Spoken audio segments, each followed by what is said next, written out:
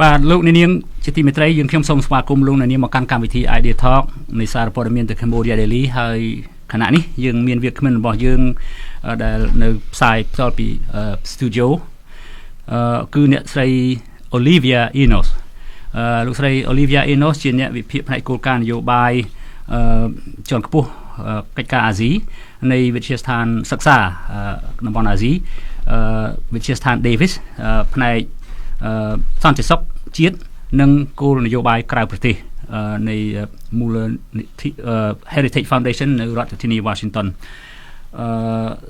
ប្រធានបទថ្ងៃនេះគឺនិយាយអំពីគោលនយោបាយសហរដ្ឋអាមេរិកចំពោះប្រទេសកម្ពុជាក្នុងពេលដែលប្រទេសចិនបានព្យាយាមដាក់ឥទ្ធិពលមកលើប្រទេសកម្ពុជាតាមរយៈបកប្រជាជនកម្ពុជាដឹកនាំដោយលោកហ៊ុនសែនFirst of all, I'd like to welcome Olivia. Thank you so much. I hope you have a good morning. I'd like to thank you for being with us here today. My first question to you, from your vantage point from Washington, D.C., what is your view about U.S. policy toward Cambodia while it's being influenced by China? Well, I think during COVID-19 and during the pandemic, attentions were really drawn away from Southeast Asia and in particular from Cambodia because there have been so many distractions within the region, including the coup that happened in Burma, just ongoing rises in authoritarianism taking place during COVID-19. And so I think that there have been a lot of distractions that have made it so that U.S. policy has not been focused on Cambodia so much.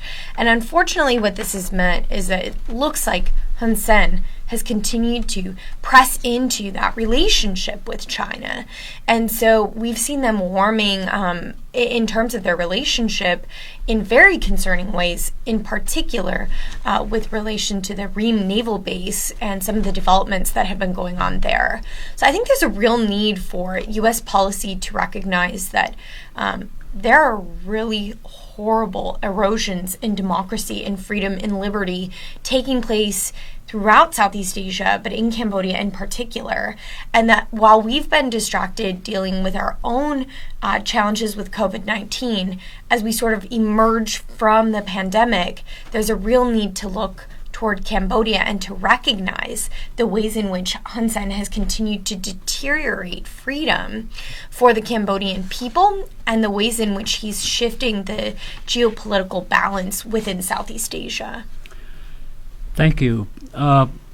Just a while ago, we had a daily news about U.S. officials visiting that part of the world, the Philippines, Vietnam, and Singapore.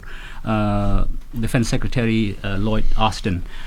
Also, before that, Deputy Secretary of State Wendy Sherman also visited China, and of course, back on June 1st, she visited Cambodia. My second question to you, what kind of signal the U.S. sent to Cambodia when Deputy Secretary Wendy Sherman visited the country on June 1st? Well, I think it's really encouraging to see the U.S. sending high-level officials to Cambodia and to Southeast Asia. I think that, make no mistake, this is because they recognize the importance of the Asian region, and they recognize the importance of Southeast Asia within the regional balance of power. I think when you saw Secretary Austin traveling just this week to Southeast Asia, giving speeches in Southeast Asia, he was wanting to reassure allies and partners that the U.S. is here and that the U.S. is going to continue to be a partner in fighting for freedom. That being said, I think that the U.S. recognizes that there are some unique challenges posed by Hun Sen, especially as he does continue to cozy up to China. And I think that the U.S. should be reminded that a failure to respond swiftly to the erosions in democracy that happened, now several years ago, but continue to have negative impacts throughout Cambodia, that there is a real need for us to shore up those relationships and for us to make clear that while there is a battle over values going on in Asia, the U.S. is not going to sit on the sidelines. I think it's a really great sign that high-level U.S. officials were sent there, but one of the big questions questions that I have is what are going to be the practical, tangible follow-on actions beyond sort of the symbolic visits to the region that the U.S. is going to undertake in order to demonstrate that it's there to preserve freedom and human rights throughout the region. Is the U.S. going to increase more pressure on Cambodia to make Prime Minister Hun Sen feel that alliance with China wouldn't be good for the country? Do you think? I think that Secretary Austin really made it clear that leaning into China was not a wise decision for partners. We know consistently that China is not the type of investor, is not the type of partner that has individual countries' best interests in mind. And so Secretary Austin came across very, very strong, saying, you need to, maybe you don't have to choose between the U.S. and China, but you do need to make clear that that partnership is still a key facet of your policy. And I think that there will be consequences for countries that continue to lean in. In fact, there have already been consequences for Cambodia. The U.S. government, for example, restricted the ability for Cambodians to be able to come and study at U.S. military institutions because of the closeness with China. And I think that if Hun Sen continues to push into that, there may be other consequences to the relationship. And that makes me nervous for the future of the Cambodian people in particular, many of whom look to the U.S. as a potential promise or a guarantor of their freedom. Do you see any other leverages the U.S. can use to bring Hun Sen back to democratic path? Well, I know I've been on this show. Is it impossible? I've been on the show many times, and almost every time I think I've said that it's a shame that Hun Sen and a lot of other high-ranking party cadres have not been sanctioned by the U.S. government. Of course, we have seen some global Magnitsky sanctions specifically over corruption issues with specific corporations. A lot of those have actually had more to do with China than they've had to do with Cambodia, like the case of UDG. And so I think that there is a real need to issue sanctions. I know that when Wendy Sherman was there on her visit, she said to Cambodia, that we're going to support you as you have the ASEAN chairmanship, which is coming up next year. But I don't have much hope that Cambodia is going to be a particularly good chair. And so I think that there are a lot of potential areas for conflict ahead between the U.S. and Cambodia. And so we need to be watching those very carefully. That takes me to the next question. What do you think the West can do to give hope? We spoke about promoting democracy, and we believe that the Biden administration is going to focus on that. A message was already sent. The U.S. is going to stay engaged in that part of the world, and also democracy, democratic principles are going to be upheld. What do you think the West can do to give hope for opposition leaders and civil society activists in their effort to bring about political change in Cambodia? Well, I think it was really encouraging to see, Wendy Sherman saying and calling for the release of political prisoners inside of Cambodia.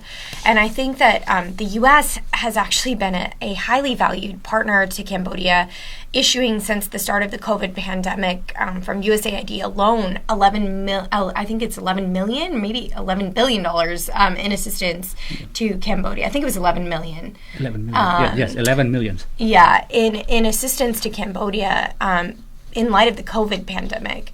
I think that the U.S. needs to continue to speak out and say, Hun Sen, you can't use the COVID-19 pandemic to erode civil liberties, and needs to respond strongly by actually sanctioning individuals who are responsible for undermining those civil liberties, not only historically, but also in the present context of COVID. I think, unfortunately, COVID has sucked the air out of the room in a lot of contexts, and so focusing on some of the geopolitical side of things has been harder, I think, for the U.S. And so if we can use the COVID-19 assistance to send a clear signal that we stand with the Cambodian people, and then do that in tandem with sanctions against Hun Sen and others, and his cronies, I think that would be a very valuable signal and a wise move for the U.S. Cambodia has allowed China to establish a military base in violation of the international agreement, the 1991 Paris Peace Agreement on Cambodia, and the Cambodian constitution itself on national sovereignty, independence, neutrality, and territorial integrity.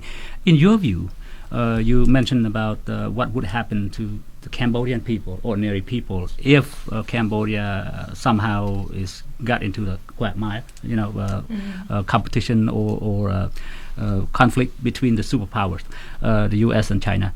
In your view, could Cambodia be dragged into a geopolitical war between the U.S. and China?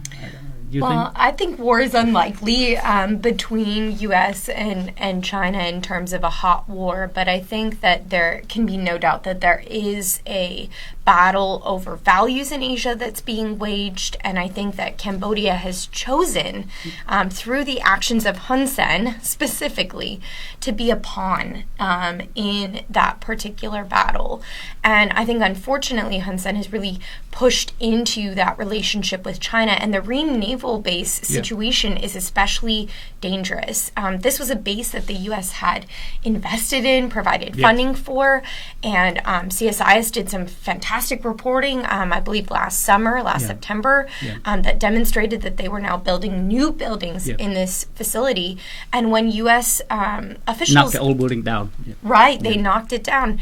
And when the U.S. asked to go see the base, they were restricted from access. That's unacceptable. When the U.S. makes an investment, when the U.S. has proven a reliable partner, to not be able to have access to all aspects of the base, there has to be consequences. And so I think it's unfortunate that Hun Sen has chose to put his country and his people in that position, which is very, very frustrating. We have a question from our listeners and viewer. The U.S. recently cut military aid to Cambodia, seemingly response to the destruction of 2 military buildings under U.S. aid in Ream Naval Base. Do you support this decision, the cut off of aid? Well, I think that the U.S. continues to provide humanitarian assistance. Ideally, that goes directly to the Cambodian people. But I think that there may be certain consequences that are necessary when trust is broken in the military and security space. And so I think that the U.S. is fully within its right to reconsider the extent to which it engages with Cambodia, especially if they do have concerns or fears that information is being shared with China. And so, individual decisions, I don't know that I have a particularly strong opinion on, but I do think that the U.S. does have the right to decide how much it's going to invest, and Hun Sen has acted irresponsibly. We have seen administrations, U.S. administration come and go. Also, politicians keep saying they promised this, they promised that. And at the end of the day, Hun Sen is still there in power. Cambodia is the same, and Hun Sen even, took action to jail his critics, environmental activists, and so on and so forth. Do you think the U.S.-Cambodia relation is just business as usual in the immediate term because of our past mistake? I just want to give you a little background. I've been on Capitol Hill meeting with some congressional staff there, senior staff there, since the Obama administration. They said things that kind of feel a little bit offended to us because we follow the U.S., to help bring about democracy, human rights, and freedom, and things like that. So they said, some of them, they said, well, the U.S. shouldn't have been there in the first place. Said, that's not a good, argument to put forth. So I hope that this is not going to be a business as usual. What do you think? I hope it's not business as usual. For me, I was encouraged that essentially since the Obama administration, I think Southeast Asia has received a lot more attention than it had. There was sort of a quiet period there for a while. And I think that there's now a recognition that the U.S. has an interest in continuing to stay involved in Southeast Asia, and in Cambodia in particular. I think that the U.S., especially due to the Paris Peace Accords, to the Paris Peace Agreement, have a particular responsibility to uphold democracy and to uphold human rights in Cambodia. And I think it would be a huge disservice to the Cambodian people to abandon them during their time of need. So I think that hopefully it's not business as usual. Yep. Hopefully there will be attention, but I think we can't deny the fact that the U.S. is distracted by many, many things in the region today. So that's very hard. Yeah. We have another question from our viewer, and also a question and a follow-up. Do you think the pressure from the U.S. Would push Hun Sen to China completely? And a follow-up, if he completely falls into China's hand, what will happen? So this is the million-dollar question. I feel like this comes up pretty much every single time. Yes. And when I look throughout the region, I think that the assumption that we would respond with strength in defending human rights and freedom, and that will somehow push a country into the arms of China, is faulty logic. The reason why is because actually if you look to other examples throughout the region, for example, Burma, this argument has been copy and pasted there too. Yeah. And people used it and essentially argued that if we sanction them, then maybe we'll have a coup and we'll push them into the arms of China. Actually, what happened in the case of Burma was when the U.S. lifted its sanctions, when the military felt that they could get away and act with impunity, a coup happened. Yeah. So I think that this argument is actually false, and I think we need to push back against it in the strongest terms, because I think that we can't afford to lose ground in Cambodia, particularly for the Cambodian people. We cannot afford to lose ground, and so I think absolutely not. I think we should be responding with strength, and sanctions have to be a part of it. Targeted sanctions against Hun Sen and his party cadres. Yeah. How many people in Washington, D.C., have or share your views? I think a surprising number of people do. I think a surprising number of people don't. But I think that a lot of people recognize, especially as the threat of China continues to loom, that having strong positions on human rights and democracy aren't just feel-good positions anymore. They're strategic positions, and they're positions that need to be not just in rhetoric only, but backed up with action. And so I think that's what we need to be looking for from the Biden administration. And I think we're still waiting for a strategy to fully take shape, and hoping to see some more suggestions of that throughout these trips that are ongoing. Okay, let's hope that is going to happen here in Washington, D.C. Anything else that you haven't said or told us about? I think we really covered the gamut here. Okay. But yeah, I think that it's unfortunate that Cambodia has fallen off, I think, the radar in many regards of Washington. And I guess I would add one other thing. Sure, during COVID-19, I think that Hun Sen really took advantage of the fact that the world was looking in the other direction in order to crack down. There are some fabulous reports from Human Rights Watch, for example. I put out a report last year at Heritage that looked at the ways in which Hun Sen denied COVID in the early days, and then now is using COVID to crack down on free speech with new internet restrictions, with reports, I think, just a couple of days ago from the New York Times that people who are becoming infected with COVID are being sent to, basically prisons in order to quarantine. And I think that it's unfortunate how authoritarian actors have used COVID as a sneaky way to undermine freedom there. And I think just because we've been distracted with our own internal problems, it doesn't mean that bad actors stopped being bad. And so there's a real need to hold Hun Sen accountable and others accountable. And I think sanctions are the right way. But I think also taking advantage of the ASEAN chairmanship to put pressure on Cambodia to reform might be a good opening or opportunity. Olivia? Can I interject one question? Sure, please. I can ask, right? Okay. The sanction from the America to Hun Sen's government so far the observers said that it's not really simulating hurt to Hun Sen's government. So, in your opinion, what should the U.S. government do to, to pressure more to, like sanction? What kind of sanction that the U.S. government should put more on Cambodia? Yeah, so I think that the sanctions so far have been way too piecemeal. They haven't been particularly comprehensive, and they haven't been particularly strategic in terms of timing. I think that a large tranche of sanctions is merited.